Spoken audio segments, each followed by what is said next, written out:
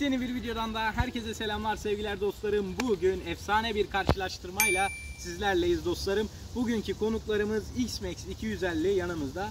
Forza yok ama onu da anlatmaya çalışacağım arkadaşlar. Yani X-Max 250 vs Forza 250 yapıyoruz dostlarım. Normalde ben hep X-Max diyordum bir önceki videolarda. Bu X-Max ile Forza'yı falan araştırınca X-Max deniliyormuş arkadaşlar. Doğrusu buymuş. Artık X-Max diyorum yani.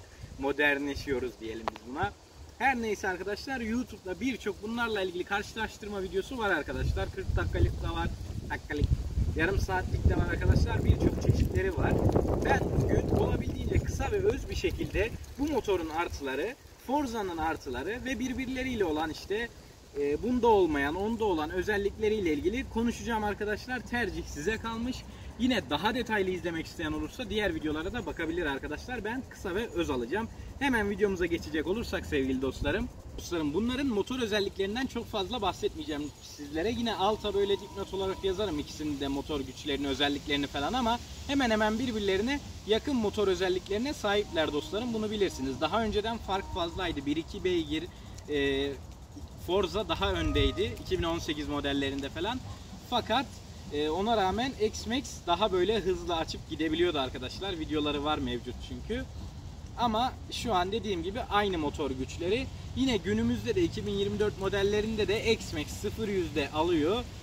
Top Speed'de de Forza biraz daha avantajlı gidiyor. Fakat X-Max'i tam da yakalayamıyor diyebiliriz. Yani Forza şöyle daha avantajlı. Uzun sürelerde 135-140'larda falan akabiliyor arkadaşlar. X-Max biraz daha bu durumu yakalayamamış durumda arkadaşlar. Hemen gelelim tasarımından başlayalım dostlarım.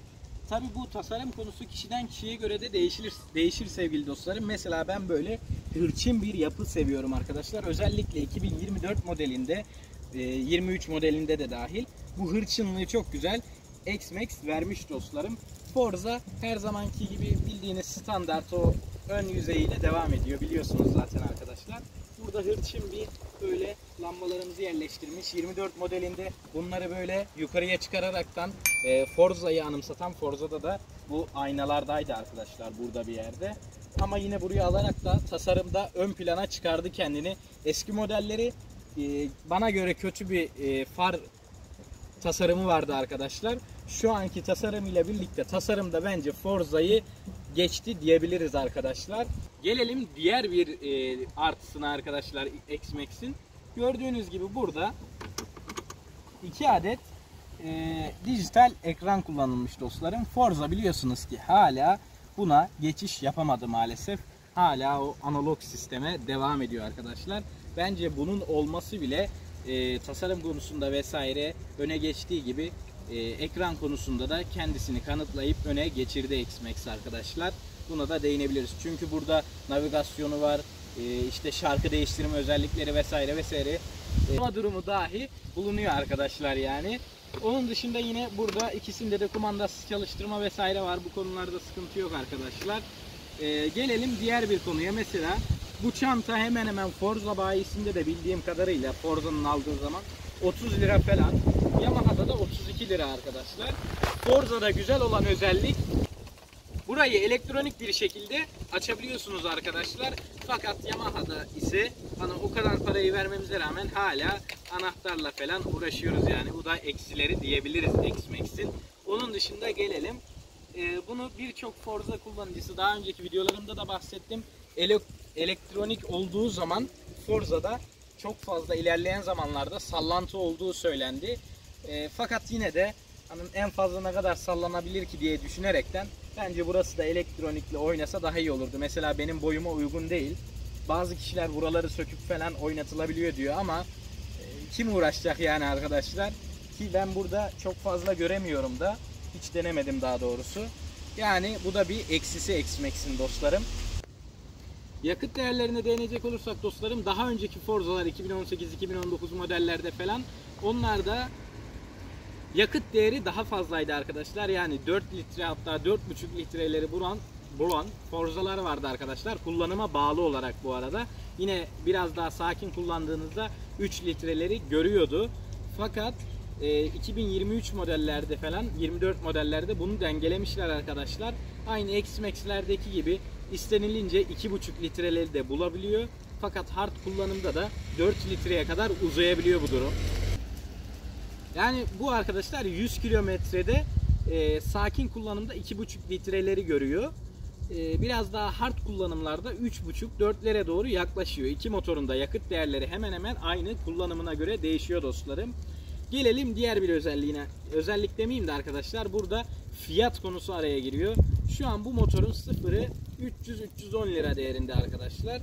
Çanta vesaire derken, çünkü 300 bin lira sıfırlarında çantası olmayanlar arkadaşlar. Çanta eklenince 330 lira falan oluyor arkadaşlar. Forza'daki durumuna bakacak olursak da çantalı bir şekilde 280 liralara da bulabiliyorsunuz. Arada neredeyse 50 bin lira bir fiyat farkı var arkadaşlar. Bu da güzel bir fiyat farkı. Onun dışında parça, mesela bunu Allah korusun, tabii kimseye Allah kaza bela vermesin arkadaşlar. Oldu da kaza yaptınız, grenajları dağıttınız, bir şey oldu. Yamaha'nın gerçekten çok pahalı arkadaşlar grenaj fiyatları vesaire. Honda'ya göre yarı yarıya bir fiyat oynuyor arkadaşlar. Bu durumdan dolayı da Honda biraz daha avantajlı oluyor. Hem alırken ucuz hem parçası ucuz. Bence Honda mı X-Max mi derseniz tabii ki de X-Max. Ama dostlarım maliyet yönünden tabii ki de Forza diyebiliriz bu durumda. Bu yani tamamen size kalmış bir şey arkadaşlar. Durumunuza, bütçenize, hani bunları düşünüp düşünmemenize, sonuçta kazada bir anlık olabiliyor ya da yıllarca biniyorsunuz, olmuyor arkadaşlar. Bu biraz kader işi diyelim. Diğer bir husus dostlarım tabii ki de servis olanakları. Yamaha mı Honda mı derseniz Honda'nın servis olanağı daha fazla arkadaşlar.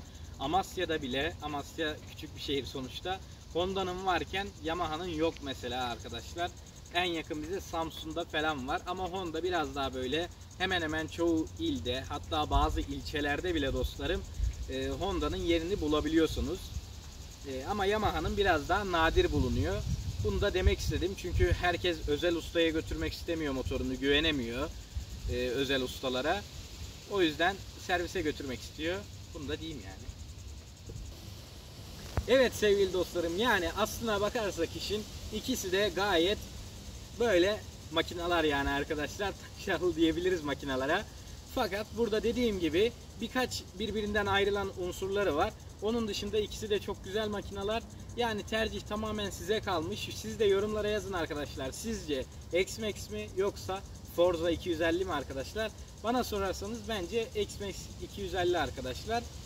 Dediğim gibi bu size göre de değişir dostlarım. Videomuz bu kadardı. Umarım faydalı olmuştur. En kısa şekilde bütün hemen hemen özelliklerini anlataraktan böyle anlatılır dostlarım. Umarım faydalı olmuştur. Beğenmişsinizdir. Videoyu beğenmeyi, kanala abone olmayı unutmayın. Bir sonraki videolarda görüşmek üzere. Hoşça kalın dostlar.